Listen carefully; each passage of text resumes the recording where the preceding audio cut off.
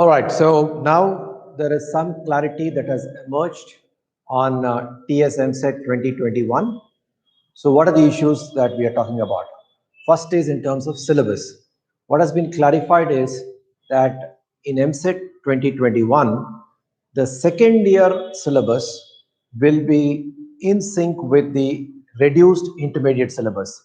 Now, as you all know, IPE syllabus has been reduced by 30%, so it is now around 70%. So the second year syllabus will be in tune with the reduced IPE syllabus, whereas the first year syllabus will remain the same, that is 100% first year syllabus. Now, what are the implications of this?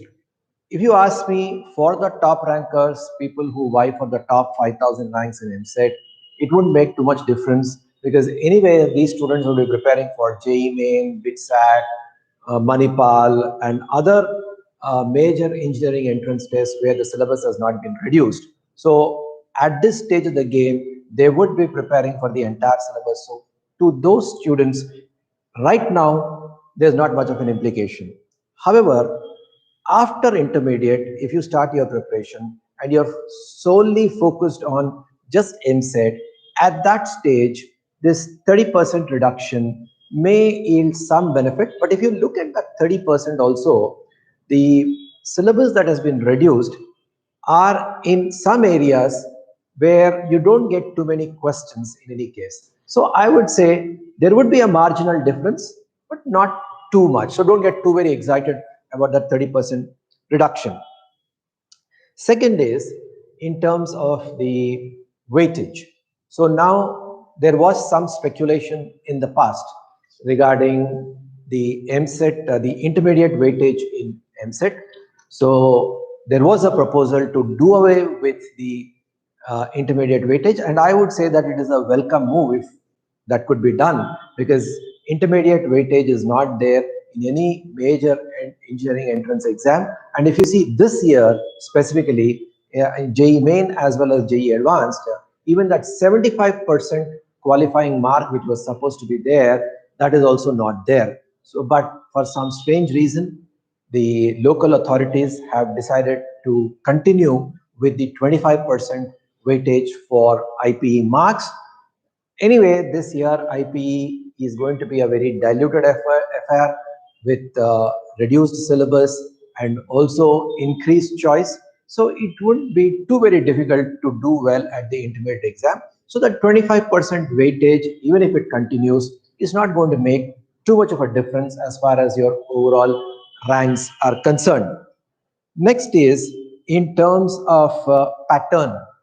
There was a discussion earlier that just like in JEE Main, where you would be given, say, a little more questions and a choice, that was one of the proposals which our people here considered, but they have done away with it. So there's not going to be the kind of choice that is available in JEE Main. In JEE Main, for example, you have 80 questions and you've got to answer 75 questions. There is a choice in the numerical ability in JEE Main. So no such thing in EAMCET. So that they have clarified that there's not going to be any change, or there's not going to be increased choice or choice at all in the case of JEE Main.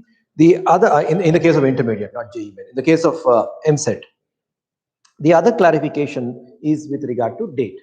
Now we have some kind of clarity in terms of date, because we all know that EAMCET would take about 4 to 5 weeks after the intermediate exams.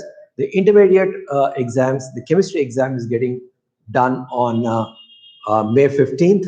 So 1 month from there, so the week beginning 14th of June, or perhaps the next week. So around that time, you can expect EAMCET. So that will give you around 4 weeks of clear time to prepare for EAMCET in a crash program after the intermediate exams. So that is of a significant interest for students who rely on last minute preparation. That is going to be useful. And then one final important point before I sign off, nothing to do with EAMCET, but was announced by the government yesterday, which has got an implication on engineering admissions in the state, and that is the introduction of the EWS quota.